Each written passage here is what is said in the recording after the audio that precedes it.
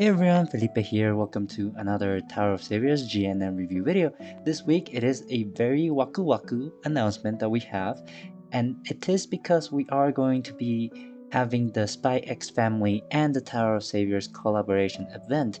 And personally, I love this anime, and I think I'm very excited to see what we have, especially because like normally when we have crossovers, the characters typically have certain it's more of a battle style anime, and not to say that Spy X Family is not, but their powers are not exactly very translatable to like Tower of Saviors, if that makes sense.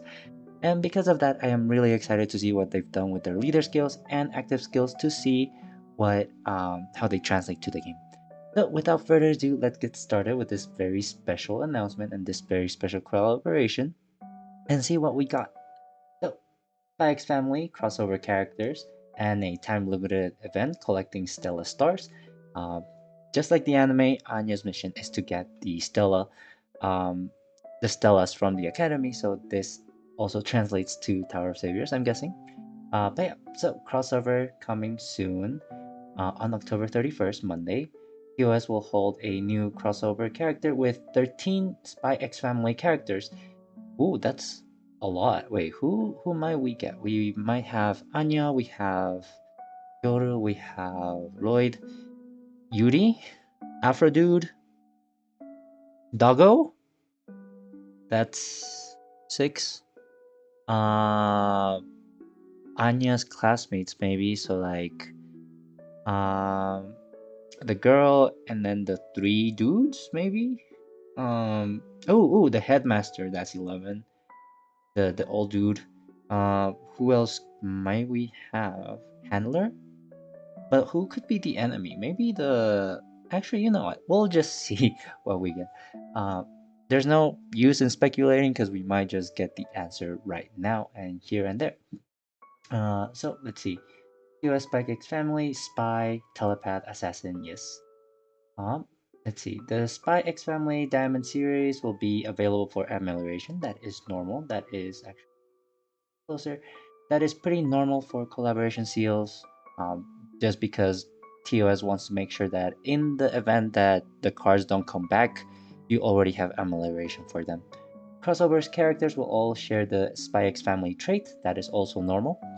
It will help trigger certain team skills and buffs for the character, so it's good for them to have their own tag. Hallowed coins will be given to summoners upon the first login during the cross. Hallowed coins? Okay, I guess. I don't know what that really means just yet, but we'll see. So let's see. From 31st October to 13 November, Ooh, that's actually a very short crossover. That is 2 weeks. That's yeah, that is like very short cross for a crossover. Okay, we'll see. Spike's family, Diamond Seal. The characters will be Spy, the assassin, and Anya the telepath will hide in the Hallowed Coin Seal case. TOS and Spy X family. The drawing machine will have a card pool that includes the Spy X family Diamond Seal and the Spy X family telepath Spy Telepath Assassin series characters. Specific human characters of Era on Enoch and rare characters of Era of Novelty series and summoner candidates. Oh, oh, oh. Okay. Summoners will be given 10 Hello coins for each draw in the EOS and SpyX family collaboration drawing machine, and 30 extra Hello coins will be given to summoners upon every 10 draws in the drawing machine. By collecting 250 Hello coins, summoners may exchange these coins for the SpyX family Diamond Seal series of their desire in the shop. Huh, okay. Wait, that. Oh. Oh no. Okay. Huh. Wait. Huh? Okay, so this is very complicated. It looks like basically we have three Spike's family characters. So Anya, we have Lloyd, and we have Yor. So like Twilight, Thorn Princess, and Anya the telepath. will hide in the sealed case, but not all the Spy X Family characters will be in the diamond seal. So when they said there's 13 characters of Spy X Family in the realms, I guess only 3 of them are going to be able to be purchased with diamonds, and then the remaining 10 might be from the event, so like bi-weeklies, ultimate stage bosses, and nightmare stage maybe. But so basically, also looking at this diagram right here, we have crossover characters is 4%, rare characters 10%, and other characters 86%. The really important thing here is going to be the crossover characters. They all have only 4%, which means that your Anya and Lloyd are all 4% jackpot cards, which is a pretty low draw rate. And because this event only goes for 2 weeks, I doubt that there is going to be an increased chance for this one, because there's only 2 weeks. And yeah, because there's only 2 weeks, it means that you are only getting there's not enough time, and there's no rate up for this series. But the good thing, I guess, is that you can actually collect enough hallowed coins to choose any one character from these 3 series. So in theory, if you use 750 coins, you are going to be able to get all 3 rare characters. But the conditions to getting these hallowed coins, let's do the math real quick. So you get 10 for each draw that you do. So at a baseline, you need 750 coins, so that's 75 pulls. Which honestly, it's kind of trash. Because normally a jackpot card comes at 35 guaranteed. Black gold card is 40 guaranteed. And 75 cards is actually 75 pulls is actually a lot of diamonds. However, keep in mind that if you do a 10 pull, you get 30 extra hallowed coins, right? And earlier on, we read that there is a 100 hallowed coin gift for you to grab from the shop, right? So, or for just logging in, you get 100 hallowed coins. So that is going to bring your total requirement to 650. And say if you do, let's say you do 50 pulls, that's going to be 500 hallowed coins, and that is 5 times a 10 draw, that's 150, plus 100 coins. Yeah, so basically, if you do 50 pulls, you can basically guarantee all the rare characters. And at a glance, that is actually kind of bad, because, like I said before, a black gold card like Daji, Lilith, Caesar, Ington, Atlantis, things like that, they're guaranteed at 40 pulls. So, on the one hand, you get a really, really powerful character at 40 pulls, but in this case, you get 3 powerful characters at 50.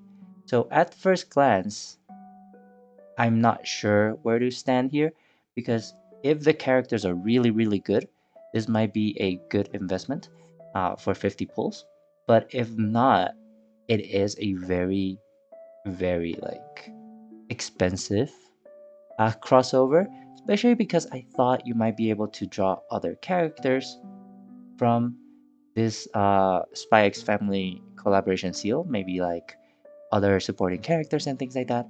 But because it is only 3 of these jackpot cards plus other TOS originals, the value might be a little bit lower, because you might already have these characters in your inventory and you may not need them. That being said, you do have a chance of getting the rare characters from the era of nobility, which includes Enoch, Ingrid, and Entelek. And Entelek is actually a pretty good member card. So getting some of these cards might be a good investment, because you do get some really good member cards. For example, we see here Medea that recently got Virtual Rebirth and has a lot of utility in your teams nowadays. So for sure, having this seal might not be bad, but let's take a look at their skills to have a concrete overview of what we're dealing with. But overall, at a first glance, I think 50 pulls for 3 characters might be a little bit expensive, but we'll have to see. So, first we have the spy, Tasogare, or Twilight, leader skill. He is an Earth human. When the team has only humans or 3 or more attributes, team attack increases by 9 times, HP and recovery by 1.5. Humans get an additional attack of 6, HP and recovery times 1.8 additionally, 2 extra movement seconds regardless, and by dissolving fire, earth, or dark, human damage will be dealt regardless of fixed combo shield. Well, honestly, this leader skill is kind of busted and actually kind of good already by its own.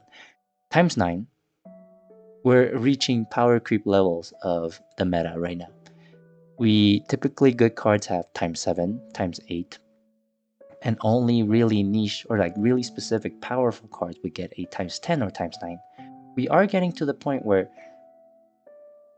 Lloyd the Spy at a baseline has already a times 9 multiplier on his leader skill.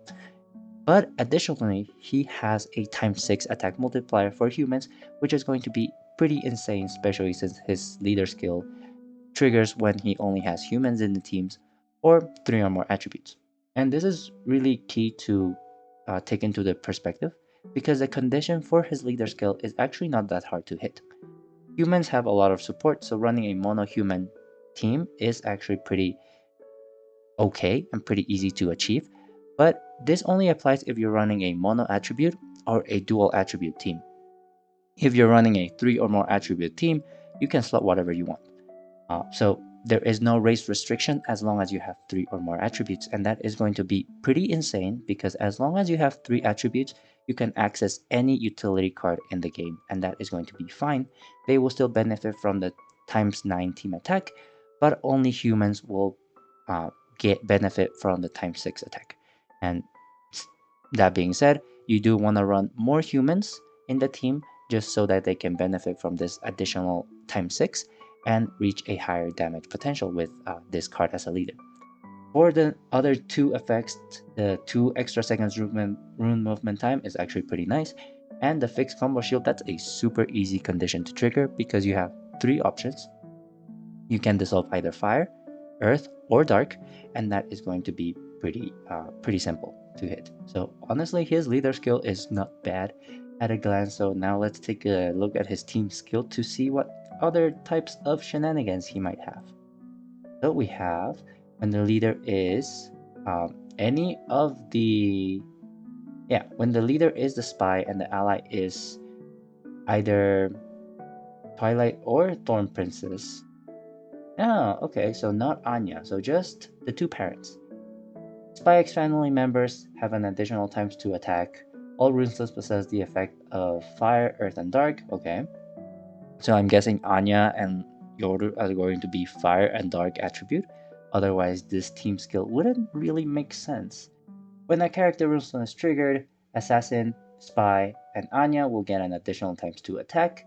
For every 10 runes dissolved in the first batch, deal a sniper damage before all attacks. That's actually not bad. By dissolving 20 or more runes, team attack time increases by 3 times. If 3 or more active skills are activated in the same round, by X family members skill CD -2 after defeating an enemy, 1 activation each wave. Oh, actually, wow. So, actually, there is a assassin or your forger. Huh? Wait, the spy or Lloyd forger, an Anya or huh? Wait. This means that there is another card called Yoru Forger and another card named Lloyd Forger. Um, nice. That's kind of cool. Oh, is it a switching mechanic? Or are they... If this is a switching mechanic, that would be amazing and really funny because they're like always switching between the 2 characters. In the anime, they're like switching between the parents and their actual jobs. So that is honestly not... That would be really cool. But anyways, when there is either of them in the team, uh, Assassin, your Spy, Lloyd, Anya, and Anya Forger will have an HP and recovery basic value of increase of 1.3 times and a skill cooldown reduction of 3 after entering the stage. So this is a very nice passive. And I think for cards that are released nowadays, in order to be more future proof, they do have, if they have a passive like this, where they can benefit from this no matter what team they're added in, is going to be a really good benefit for them as a member. So just keep in mind this, because this might determine his the spies or Spy X family's characters future proofing um, as members in future teams. But back to his leader skill, team skill, this is going to be pretty good as well, because he has a lot of attack. 8 times 2 here, another additional times 2 for triggering character runes. You have an additional times 3 attack if you dissolve 20 or more runes, not first batch. And this is actually not that hard to hit. It's only a 7 combo of 3. And not bad, especially if you stack runes. You can easily hit 20 easily. And a inbuilt snipe. Normally, nowadays I've been slamming on sniping skills a lot, but that's because I don't really think that a card that can only snipe is good. Because you are occupying a full team slot in order to get that snipe to deal with stealth shields, while you could be slotting something else to either buff your team or generate more utility. However, in this case, the sniping damage is a passive skill, so you are actually left with your entire team slots in order to slot in whatever utilities you need. So honestly, this is a very niche situational effect, but pretty nice to have as a passive skill. Everything else is just damage on damage, runestone possession effect, which is not bad, especially if you're on a Spy X family team. And I'm thinking Anya and Yor are Earth and Fire and Dark, which means that they are going to benefit from this team skill as well. The active skill thing is going to be pretty good as well, depending on how fast their cooldowns are. This -2 can actually make it really easy for you to spam active skills every 2 or 3 rounds, and that is pretty good. So honestly, as a leader, he is really powerful. The only thing is that he doesn't have a lot of board hazard counters. For example, burning, sticky, frozen, electrified, laser, things like that. And in terms of shield breaking, you only break combo shield, fixed combo shield, as well as stealth. But everything else you will have to rely on your active skills in order to get rid of that. However, based off his damage output, he is going to be really powerful as well because of the times 9 and times 6, as well as give all the Spy X family members a very big attack boost. So in my opinion, he is a very powerful leader. So now let's take a look at his active skill. This is a CD7 active skill. Skill level 10, actually not bad. Just like a black gold card, you will not need to bring him all the way up to skill level 12, which is, this means it's only 5 baby harpies and 3 normal harpies, which is not bad, but also depending on how long you've been playing the game, this could be really easy or really hard to get. But anyways, restore all cracked positions. Turn all runestones into enchanted human runes. For 1 round, characters attack times 3. Record the distribution of runestones upon the end of runestone movement time. The first batch to be dropped after dissolving runestones will be the recorded runestones. Okay. At the end of the round, runestones will be restored to recorded distribution. If there are 3 or more Spy X family members in the team, burning will be notified and step damage will be lowered to 0. That is a pretty long active skill, and honestly, it's not that bad. It's actually pretty good. Restore or crack positions is pretty situational, but honestly, there are not that many cards that can do this. And so having a card that can restore crack position is always good to have in your team. Characters attack times 3, pretty nice, extra damage. But I think the meat and potatoes for this active skill is going to be the 4th effect, which basically gives Lloyd a Tio-like effect. Basically, it gives Tio's team skill to any member that he is part of. If you don't know, Tsuyo also records the distribution of runestones when you finish movement, and it will drop that distribution as the first batch. And this is honestly a pretty good skill. It is one of the reasons why Tsuyo had so much play, other than his like insane damage output, because it was really easy to get high combos, easy to get quintelemental shields, easy to get anything that you have, more attacking runes and things like that. So this is really good. The only downside, it is only for one round, but you also have additional utility that ignores burning and ignores stirp damage, which means that you can build your board better and um, have a better sky drop. If you have a fixed board, that means you get double the fixed board. And not only that, the fifth effect returns the board to that fixed board, so you get triple of that fixed board. And so that is pretty nice in my opinion. Uh, CD7 is a little bit long, I feel. Uh, Even with the CD -2 thing that he has with his team skill, you still have to activate 3 active skills. So I think you might be stuck with a CD7 uh, in most situations. But he is pretty good in terms of member potential. I can see some member potential, but I feel like, yeah, I can see a lot of member potential of him because this is restore all cracked positions, and it is universal. So being able to have that universally is going to make him a really good member card, as well as the whole one round CEO team skill. Definitely a good member to have. But yeah, also have a bonding skill if you have Anya. When the character's runestone is triggered and no character rune is dissolved in the first batch, the character skill cooldown -1. That's actually pretty good. it it basically solves the problem of long CD because you can basically trigger this every round if you want, and get your skill cooldown ready really quickly. And in my opinion, I think this active skill is pretty good. The whole like record the distribution of runestones, it is going to be very similar to the disguises he wears. Um, you can basically copy anyone, um, which means that he's copying the board and making it fall again. So honestly, and then putting on the disguise again. So I do think this is a very fitting active skill for Lloyd. But yeah, so overall, I think Lloyd is a pretty good card, pretty good leader, and pretty good active skill. Um, there is one consideration to have, but we'll talk about this later when we cover all the characters from this collaboration. The next thing we're going to have your Forger, the Assassin, the Thorn Princess, which she is going to be the Fire Human card, just like I thought. One of them is going to fire, and I'm guessing Anya is going to be Dark.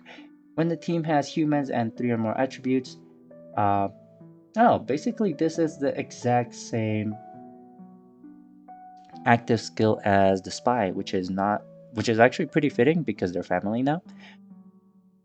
So not bad, but now instead of ignoring fixed combo shields, she ignores puzzle shield. And here's one of the things, right? Because their team skills trigger when they have leader and ally, spy and assassin, right? Normally, when you have different leader and ally, only the leader's skills, only the leader's team skill will apply. And normally, when the team skill has the shield ignore, only this ignore shield will only trigger if you have a particular leader. However, because both Lloyd and Yor have their shield breaks in their base leader skill, even if you run them as an ally, it is going to be a very powerful card because they can break the shield without having to be the leader. So that is a consideration to have, and that is honestly also really good because you can run these as allies for other human leaders. As long as you have only humans or 3 or more attributes, their leader skills, the spy and the assassin's leader skills will trigger, which means you get the whole ×9, human ×6, and also the shield break, even having them as allies. So this is a consideration to have because you might not need to pull for all of them. You might only need the spy and then use someone else's assassin to satisfy your team build. You might only want to pull them if you want to use them as members in the future once they fall off the leader meta. But yeah, overall, I think her base leader skill is pretty good, so let's take a look at her team skill to see what she has that is different. Team will not be poisoned. Attack times 2, that is normal. Team will not be poisoned.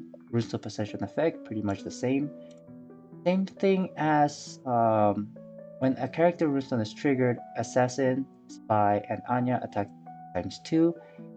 If runestone movement starts with a fire, earth, or dark runestone, the first 6 runes to be touched will be turned into enchanted runestones of that attribute. After entering the stage, a weapon will appear at one random position in the column below the assassin. At the end of the round, weapons will appear at 3 random positions. Okay. For every runestone dissolved at a weapon position, the assassin launches an extra attack. The weapon at that position will disappear. By dissolving one or more runestones at the weapon position, damage of the assassin will be dealt regardless of defense. And if 3 active skills are activated, same thing, skills cooldown -2, and basically the member effect. And honestly, this is I think a better. Actually, no, I think it is comparable. Team skill to the spy, and this is because, well, not being able to be poisoned is very situational, but it's so useful, especially when you have an enemy that gives you 3 rounds of debuff and 90% poison. That is absolutely run killer for certain teams. So being able to ignore poison passively, it's an amazing skill. Additionally, you still get the ×2 for Spike's family members, ×2 for the Forger household, and you also get extra attacks as well. And this is going to be similar to Kehun, where you generate hidden weapons and launch extra attacks, which kind of disappointing that they're reusing a previous team skill from another card, but I still think it's pretty fitting for her because she does have a lot of hidden weapons on her body, just by virtue of her being an assassin. The other good thing about her team skill too is that you can generate attacking runes at will. If you are missing dark runes, you can generate more dark runes. If you're missing earth runes, you can generate more earth runes. If you're missing fire runes, you can generate more fire runes. That being said, you are limited to only fire, earth, and dark, but I do think it is a pretty good thing that you can generate more attacking runes because that means your attacking damage output is going to be higher as well. But yeah, so in terms of her team skill, I do think she is lying pretty closely to and very comparable to the spy.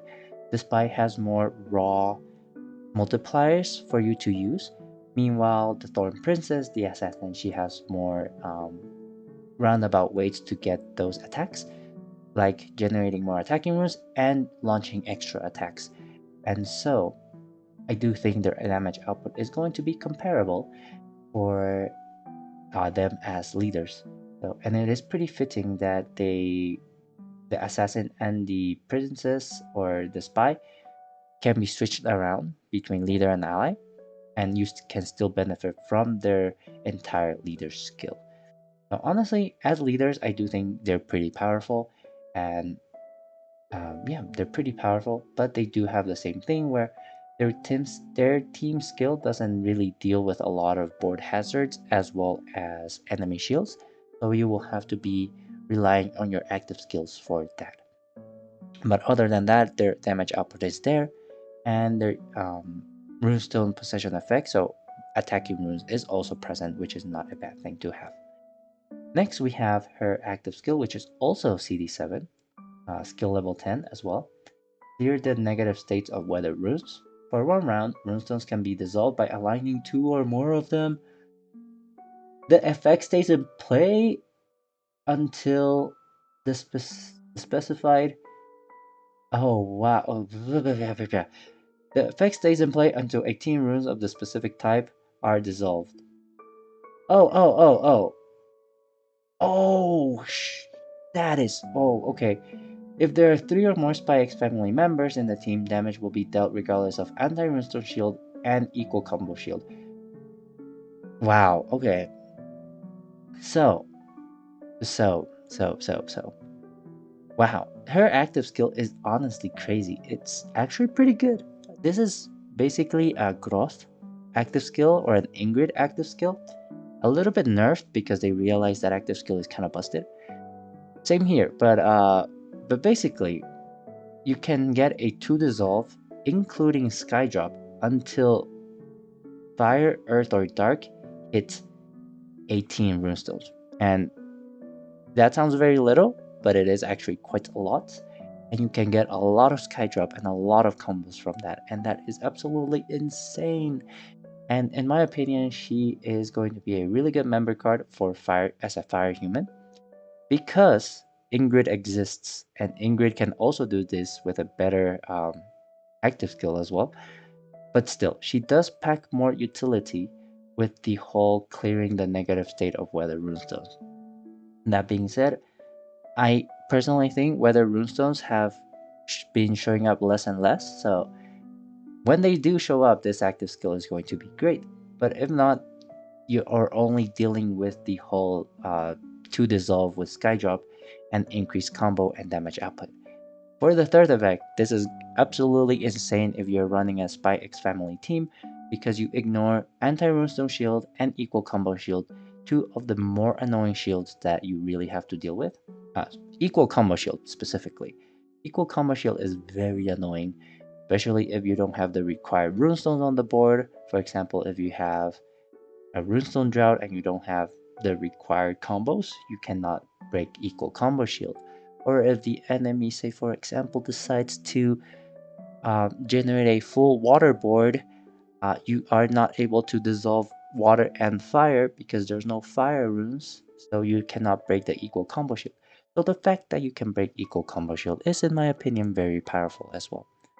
That being said, because the condition is to have 3 or more Spy X family members, the only realistic way you are going to activate that is going to be in the Spy X family team, because moving forward with other team leaders, you might not have the opportunity to slot all 3 Spy X family cards because of the 4 member card limit that you have. So moving forward, I think as a member, you will potentially only deal with the first 2 effects because the third one will be tied to the collaboration thing. And unless you're running either Lloyd or the assassin or the spy as an ally, you would be occupying 3 of your team slots for it. And that is realistically not that great because you might need more utility and other shield breaks that these cards provide. But yeah, so bonding skill, same thing with Anya. Skill cooldown -1, same thing. This one's an opportunity cost because if you trigger the assassin's character rune, you are not triggering the spy's character rune. So only the spy or only the assassin will get the cooldown -1. But still, that is a very nice passive to have. Encourages the use of character runes, which is pretty good in my opinion.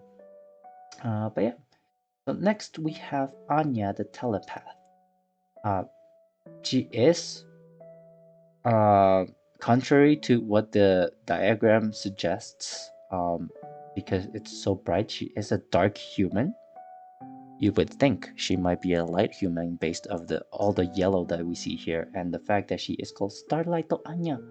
Anyways, she is a dark human card and has pretty much the same effect as her 2 parents, even though they're not related by blood. But yeah, team attack times 9, HP and recovery times 1.5, human attack times 6, HP and recovery 1.8, yada yada yada. 2 seconds extra runestone movement time regardlessly, but by dissolving fire, earth, and dark, combo count increases by 3 times. Not 3 times, by 3. Which honestly is not a bad thing.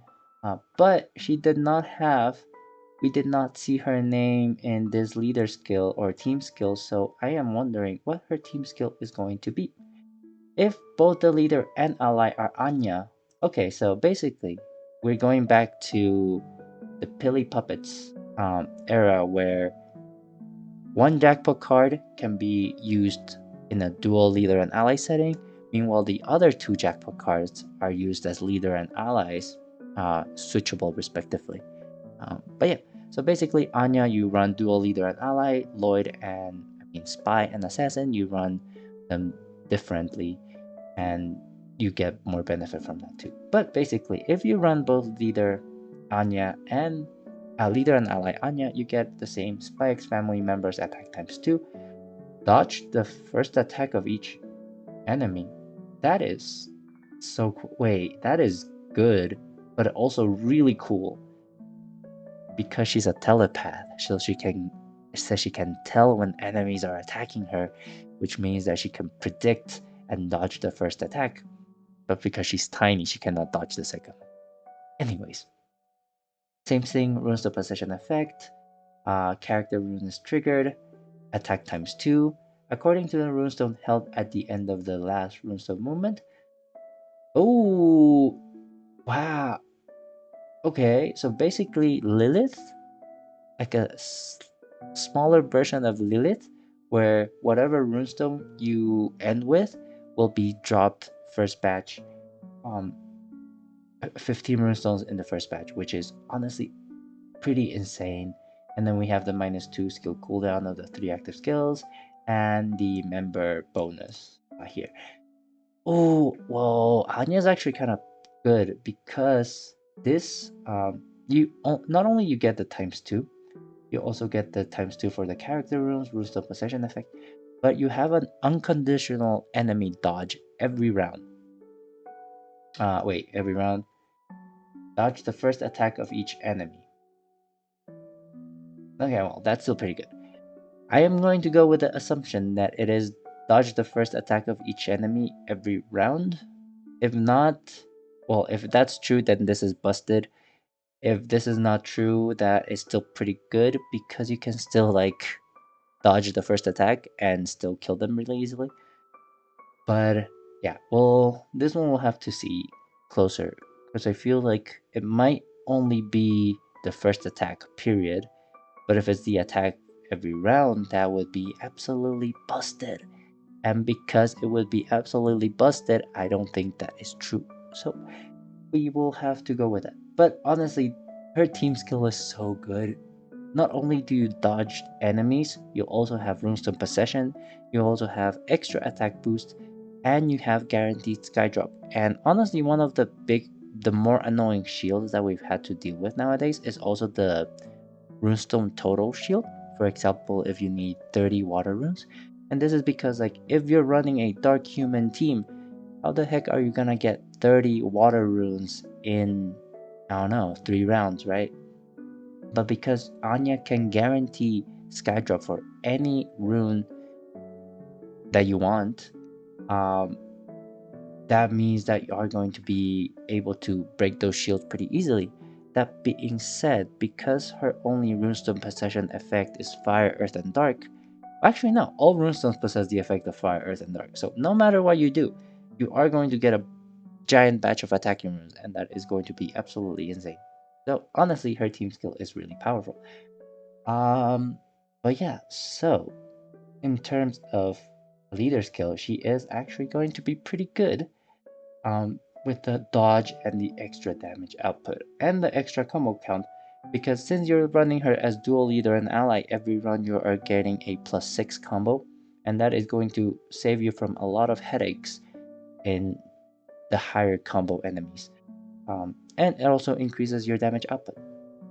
So honestly, Anya is a pretty good leader as well, but as I mentioned before, we're going to wait until we review everything before I go into the whole 50 diamonds, or not 50 diamonds, 50 pulls, 250 diamonds requirement to get all 3 of them.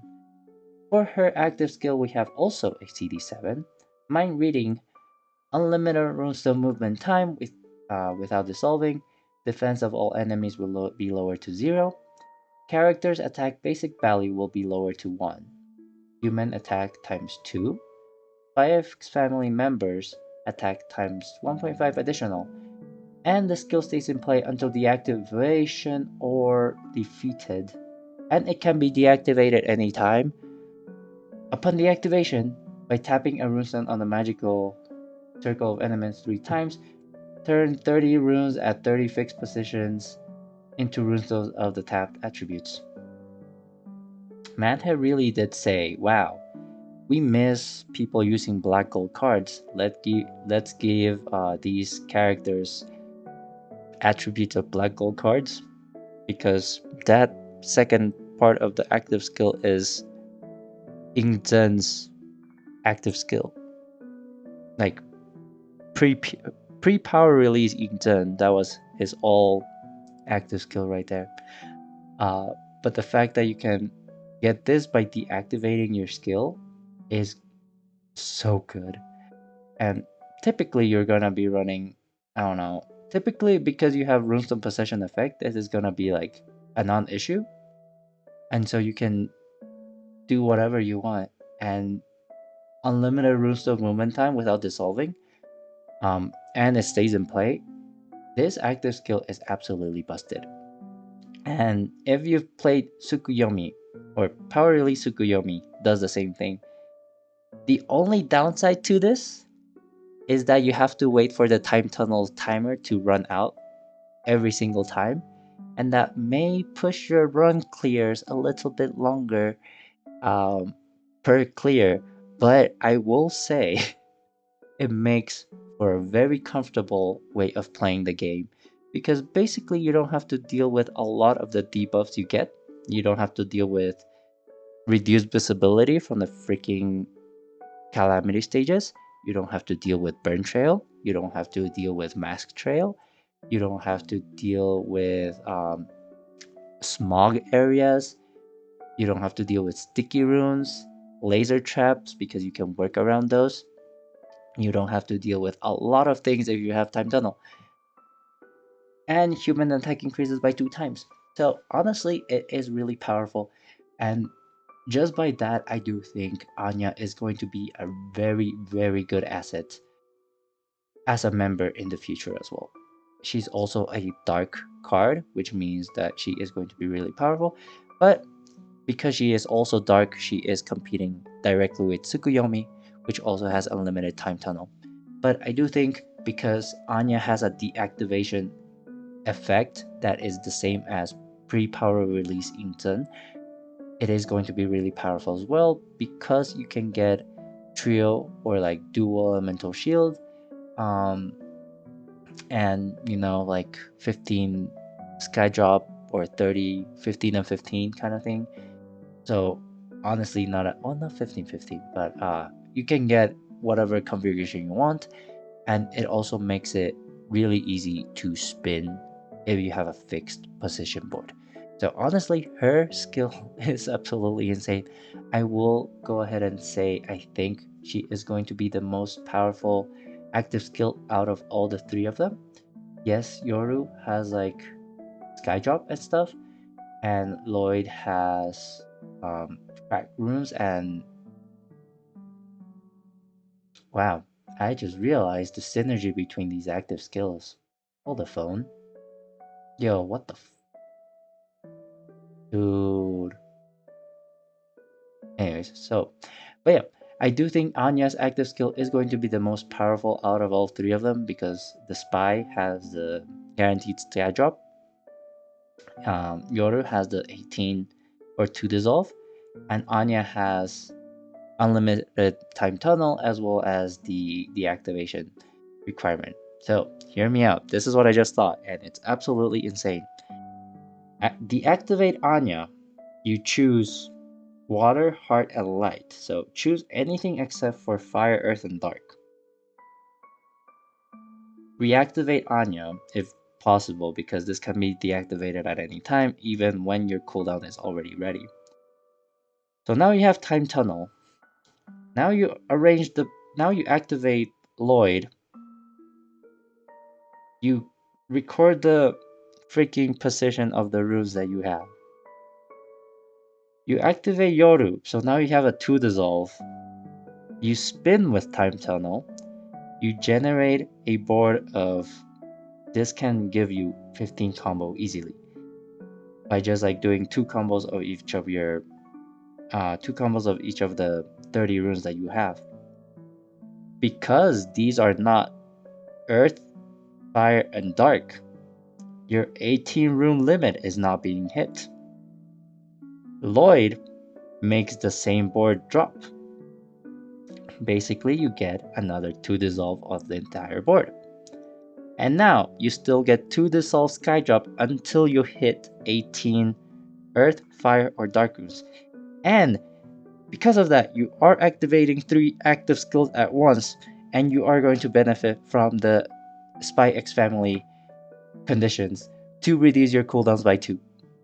And this means that you can get this at cooldown, this insane combo at cooldown 5, and honestly, that is kind of nasty. Ah, that sounds absolutely insane. Anyways, that is a really fun thought, and we will explore that option once we get our hands on these cards. Bonding skills, same thing. But yeah, time limit event, collecting Stella stars. During the event, you can collect Stella stars and peanuts by clearing crossover stages. Stella Star will be given when summoners collect a certain amount of Stella points. The more Stella points collected, the more advanced missions, along with more peanuts and rewards.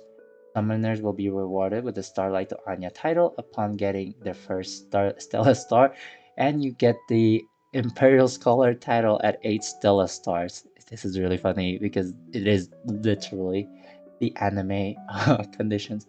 Anyways, meantime, summoners who don't log in during the period will be given a Tonitrus Bolt for each absent day. Those who are absent for 8 days will be given 8 Tonitrus Bolts. The fewer Tonitrus Bolt, the more rewards summoners will receive on November 13 as a token of encouragement. Wow, okay. That is really funny, but also kind of mean. Like, I am not a big advocate of punishing players for not logging in. I think in terms of game design, you always want to encourage your players to come back with rewards, because it has been proved that if you punish players, it kind of they don't enjoy the game as much. So for example, there was a game where like the longer you stayed in the game, the less experience you get. And this was a form of punishment to disencourage players to play for too long. But then people were really unhappy. But when you switch that to, oh, the longer without playing, the more rewards you get, people were actually more happy, um, because it was positive re-encouragement, right? So the fact, I mean, this is funny because it is literally the anime, but I still feel a little bit weird for games punishing their players for not logging in, just because people might be busy, uh, might have, I don't know, something going on that cannot be dealt. And if you get less rewards from that, then, it's a little bit punishing, in my opinion. I think it might have been better if you get Tonitrus points, and every like 3 Tonitrus points you get 1 Tonitrus boat, because this is 15 days of crossover for 8, so there are like 7 days, and getting 1 for your first missed day seems a little bit harsh. But anyways, by getting peanuts by logging into the game and challenge specific crossover event, you can go to the shop to exchange these peanuts for limited items and valuable rewards. For example, um, dragon wares, stickers, and characters. Ooh, for each by family crossovers character used in challenging the crossover stage, the number of peanuts will be increased by 50% for a total of 300% for 6. Wait, why would you get 6 characters? Wow, okay. For each Lloyd Forger, um, upon use in the whatever. Oh, okay. So if you use their family names instead of their business names, you get 20%. But if you use their business names, you get 50%. Which honestly, I think, and most people will have a combination of these two. Unless you are wailing for these characters, I feel like 3 of them are pretty good already, because you only need the 3 characters from Spy, Telepath, Assassin. But yeah, so Chimera-san. Anyways, the Dragonware. It's just Dragonware, I think. Dragon Wear skill, 1 extra second, more attack, random cooldown -2. This is actually pretty good. If you're running Lloyd as a leader, this is a really good craft to have because of the enemy delay as well as the human cooldown -2. Especially if you're only using Spy, Assassin, and Telepath active skills, you might be able to reduce their cooldown even further and activate the crazy combo altogether again. Thorny Stiletto, same thing, extra runestone movement time, attack, uh, 5 extra attacks, and damage dealt regardless of quintet. Ooh, this one's good. Um, Not that the assassin might need it because the whole skydrop thing.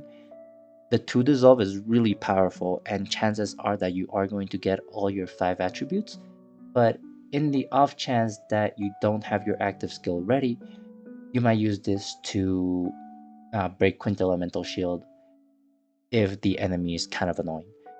But yeah, Chimera Doll, same thing. Ooh, -2 active skill for the character. Okay, get this one. I don't care, but this Dragonware is absolutely insane because the whole thing with Anya is she already gives you unlimited time tunnel. So having that be 2 rounds faster is going to be insane. So definitely get her if you can. And for your craft skills, also pretty good. Puzzle shield, fully recover HP, and increase human attack by 25. So that's pretty good. Oh god, we are only halfway through. Anyways, Peanut Maniac. New characters Lloyd, Yord, and Anya Forger can be obtained through the shop with peanuts. This is kind of cute. They look so cute. I like this. This is adorable. Team skill. If they are in the basically just their member team skills, and they do not have leader skills, I guess because they are free to play. But they have yeah. So their active skills. Let's see. CD6, light human, light human. That's kind of funny. Wait, why light human? I don't know. Sure. Clear the negative of black and white. For 1 round, character launches 5 extra attacks, 1 attribute each. And if there's 3 or more Spy family members, every Spy X family member launches 5 extra attacks, 1 attribute each. Bonding skill, 1 extra attack, 1 extra attack. Okay. Honestly, not a bad card, but I think this is only good for a Spy X family. Cooking Papa. His active skill is called Cooking Papa. But I think his active skill is actually pretty good, but only really good for a Spy X family team. This is an amazing thing, being able to launch 5 different attribute attacks because of the whole 5 attribute shield thing. I haven't seen that pop up much recently, but it is definitely good, especially because in a Spy X family team, it is only Fire, Earth, and Dark cards that you are dealing with. So that is going to be pretty pretty useful. However, for different teams, this might not be that useful because it doesn't have that much utility. It's only the 5 extra attacks for him if the other ones are not Spike's family. And black and white zones, it's honestly not that bad. So in my opinion, this card might only be good if you're planning on running a mono Spike's family team. Next, we have your Forger, which is the opposite of Cooking Papa, which is going to be Cooking Catastrophe. CD6 as well, fully recover HP by tapping a runestone in the magic circle of enemies. You alter the enemies to that attribute, which is also really good, into the tapped attribute. So that is... this one's really good. Okay. Black holes will be nullified and damage will be dealt regardless of defense. If the leader is a Spy X family, Spy X family members enter a hyperstate for 2 rounds.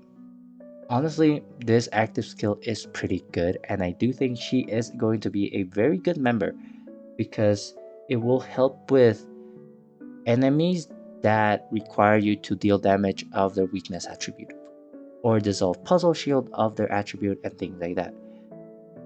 So honestly, really helpful and really useful because of this attribute altering skill. Black holes also very situational, but being able to ignore them is going to be really good. And the regardless of defense also a very slight bonus, but nice to have.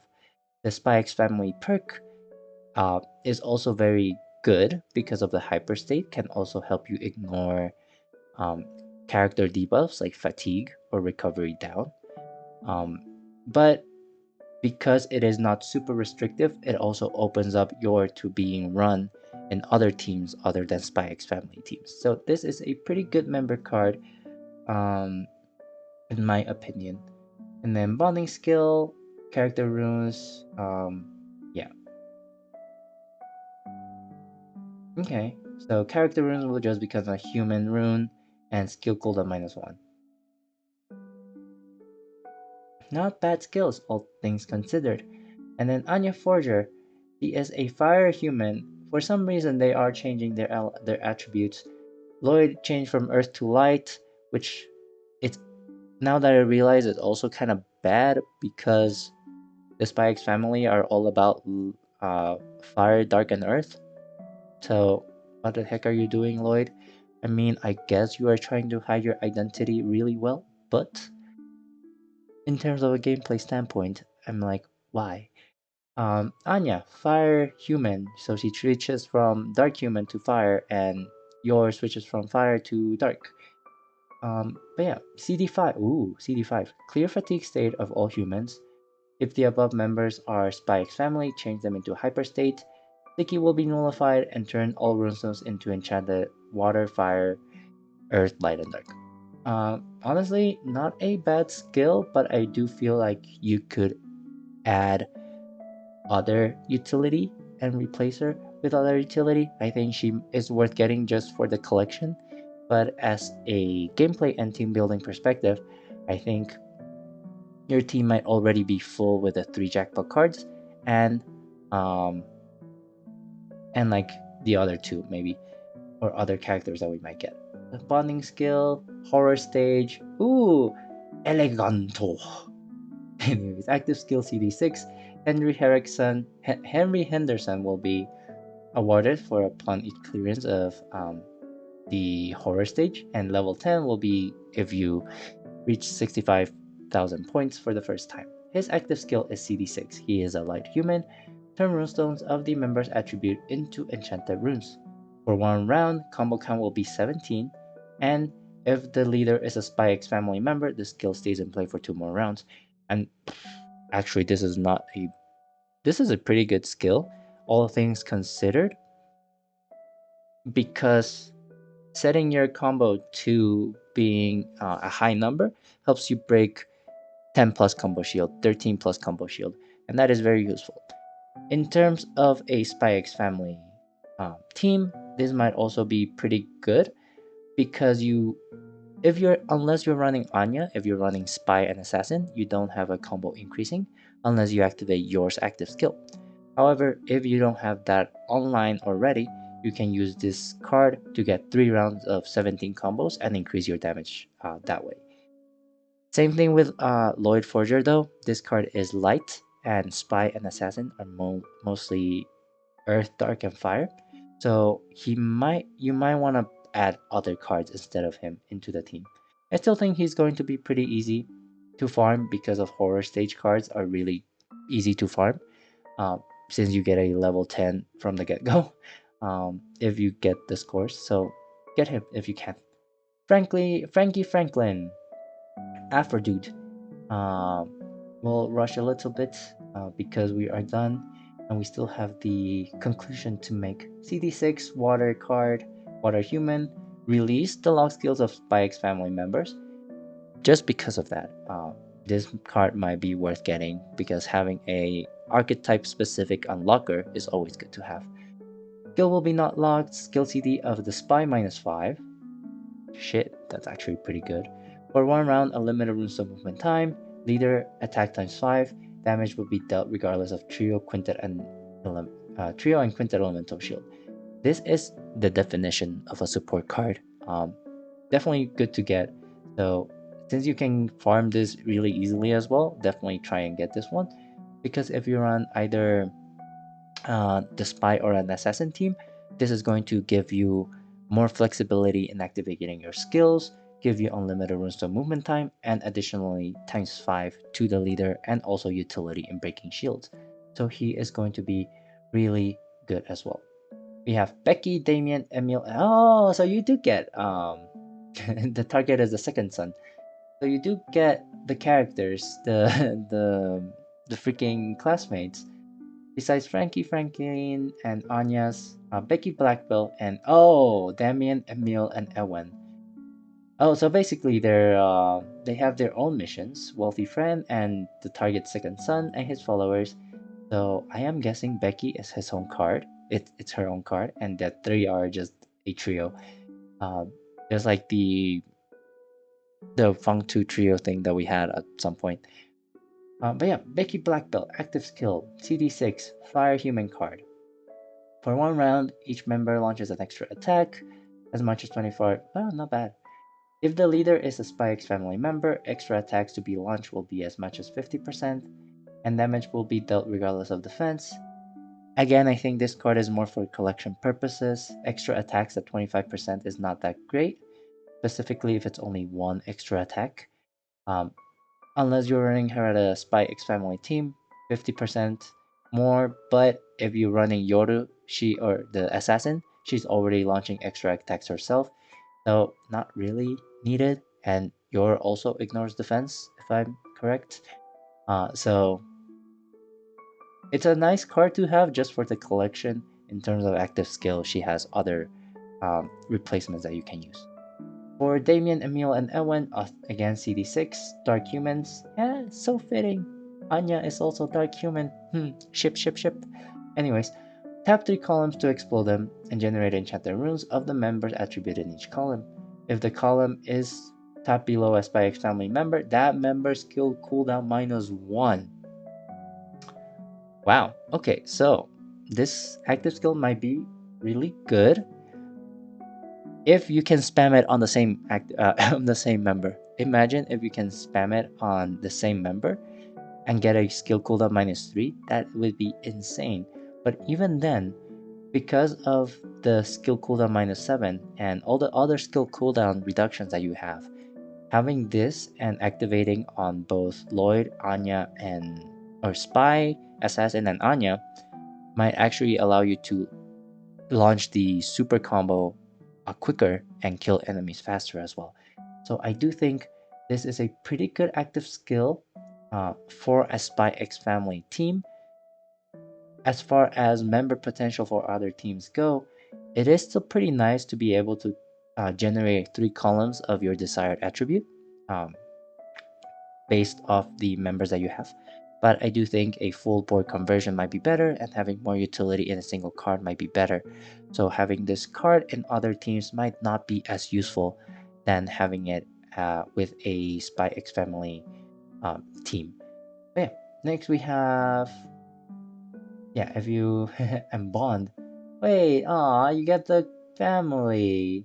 If you collect all characters at dual max, um, or if you get all 12 characters, you get the dual max Lloyd, Anya, and Yor and Bond. That's cute, but also very expensive. Uh, especially for the three jackpot cards. Um, leader skill, yeah, don't worry about the leader skill. That's kind of trash. Active skill, we are family. CD7, restore all runestones to normal state, modify heart to become protected runes. All attribute runestones can be dissolved by aligning one or more in the first batch.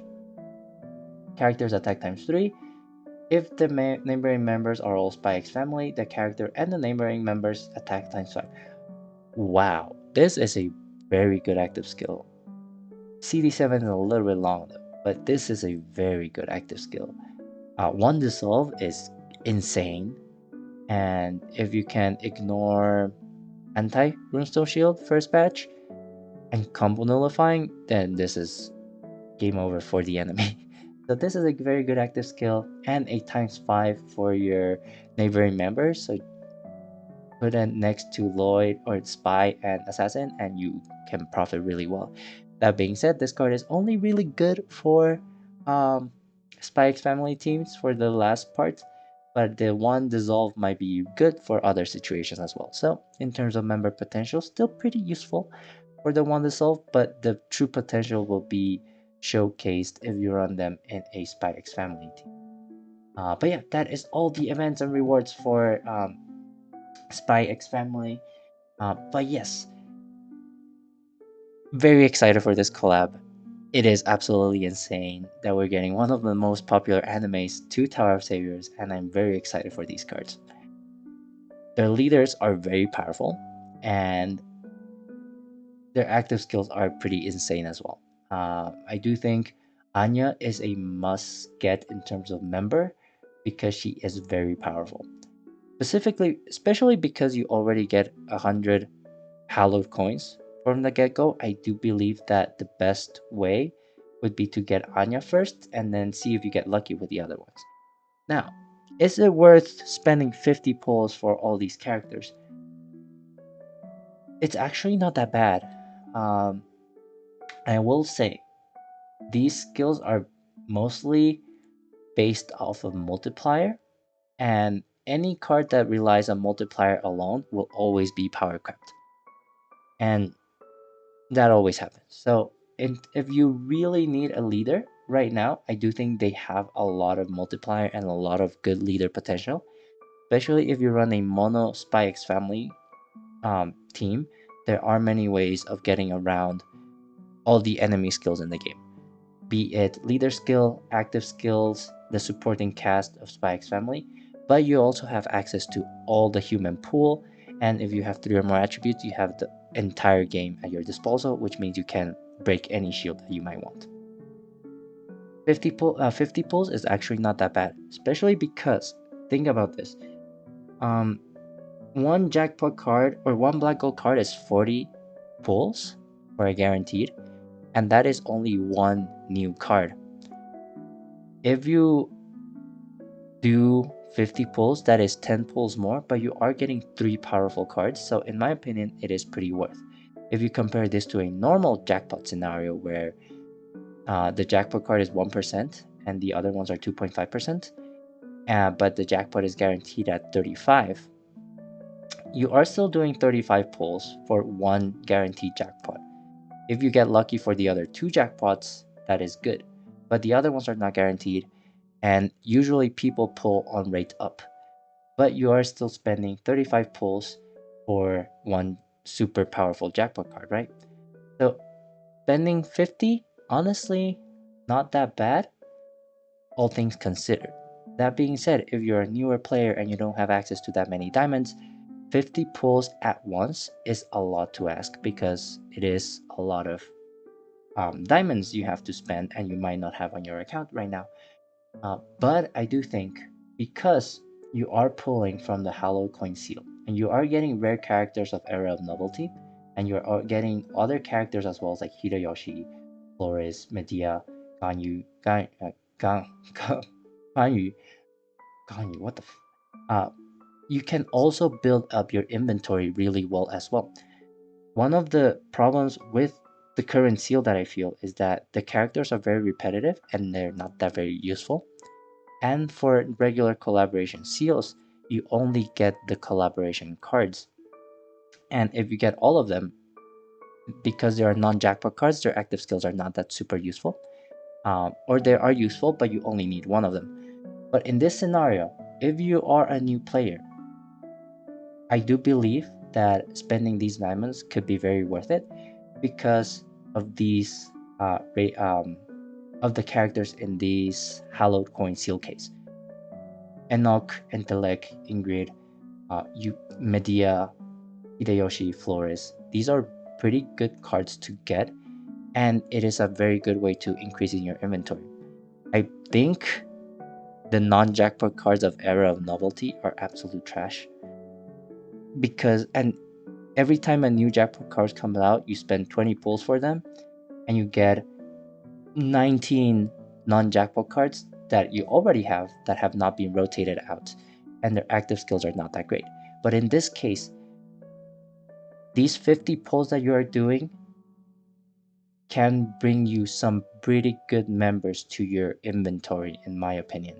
So I do think this is worth pulling, but if you don't have the diamonds, I would say maybe wait until the end of the event, closer to the end of the event, to see if you can build up, or to see if we get news of the next event, next seal, next jackpot cards, things like that. See if there's anything in the horizon and make a decision then.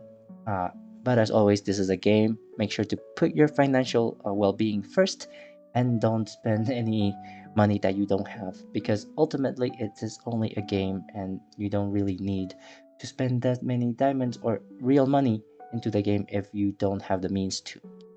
Overall, I do think these are very good leaders, and the fact that the pool has pretty useful characters, including rare characters of other seals, uh, makes me believe that this is a very good seal to pull for. All three of them are very good leaders. They have pretty good active skills, specifically Anya, and the fact that you can select which one to get means that if you get lucky, you can just select another one, and your diamond requirement will also go down. So, in my opinion, a pretty good crossover. Um, the mechanics are a little bit different. I am a little bit afraid of Madhead setting a precedent for putting these like super weird drum machines, especially after the One Punch Man Black Gold collaboration seal thing. Um, who knows what will be coming up next? But overall, I am very excited about this collaboration, and it looks very exciting and very waku waku. But yeah, that is all I had to say about this GNN review. It's been a long one, so I will stop rambling here. As always, let me know in the comments if I said anything wrong or if I missed out on anything in this review. And as always, I post regular Tower Saviors content on my YouTube channel, so make sure you check those out. For now, stay safe, stay healthy, and I will see you next time. Bye everyone!